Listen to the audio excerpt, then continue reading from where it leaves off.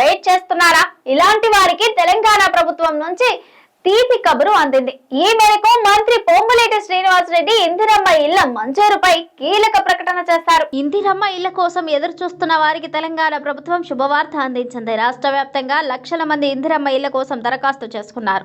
అయితే ఇంకా చాలా మందికి ఇల్లు మంజూరు కాకపోవడంతో ఎప్పుడొస్తాయని వేల కళ్ళతో ఎదురు చూపులు చూస్తున్నారు. అయితే ప్రభుత్వం విడతల వారీగా ఇళ్లను మంజూరు చేస్తోంది. ముందుగా గ్రామాల్లోని పేదలకు ఇళ్లను మంజూరు చేస్తుండగా ఇప్పటికే చాలా చోట్ల గృహప్రవేశాలు పూర్తయ్యాయి.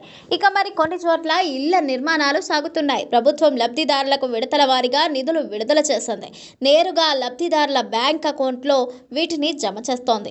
ఇందిరమ్మ ఇళ్ల మంజూరు అనేది నిరంతర ప్రక్రియ అని గృహ నిర్మాణ శాఖ మంత్రి పొంగులేటి శ్రీనివాస్ రెడ్డి స్పష్టం చేశారు. ఇప్పటికే ఒక విడత ఇళ్ల మంజూరు పూర్తవగా మరో 3 విడతలు కొనసాగిస్తామని తెలిపారు. ప్రతి ఏడాది ఏప్రిల్లో కొత్త ఇళ్లు మంజూరును ప్రకటిస్తామని తొలి విడతలో 4.50 లక్షల ఇళ్లను మంజూరు చేయగా 52 లక్షల ఇళ్లకు గృహప్రవేశాలు పూర్తయ్యాయని తెలిపారు.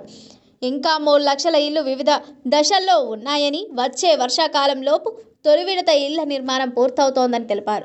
తొలి దశలో గ్రామాల్లోని ప్రజలకు ఇళ్లను మంజూరు చేశామని, రెండవ దశలో పట్టణాల్లోని ప్రజలకు కూడా ఇందిరమ్మ ఇళ్లను మంజూరు చేయనున్నట్లు ప్రకటించారు. గ్రామాల్లో స్థలాలను గుర్తించి వాటిని నిరుపేదలకు ఇస్తామని, 400 నుంచి 600 చదరపు అడుగుల విస్తీర్ణ పరిమితికి మంచి ఇల్లు నిర్మించుకున్న వారికి మినహాయింపులు ఇస్తామని పొంగులేటి శ్రీనివాసరెడ్డి స్పష్టం చేశారు.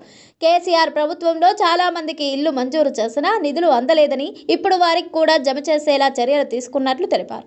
సింగరేణి ఏరియాల్లో ఇళ్ల పట్టాల మంజూరుకు సంబంధించి కేబినెట్లో నిర్ణయం తీసుకుంటామని పేర్కొన్నారు.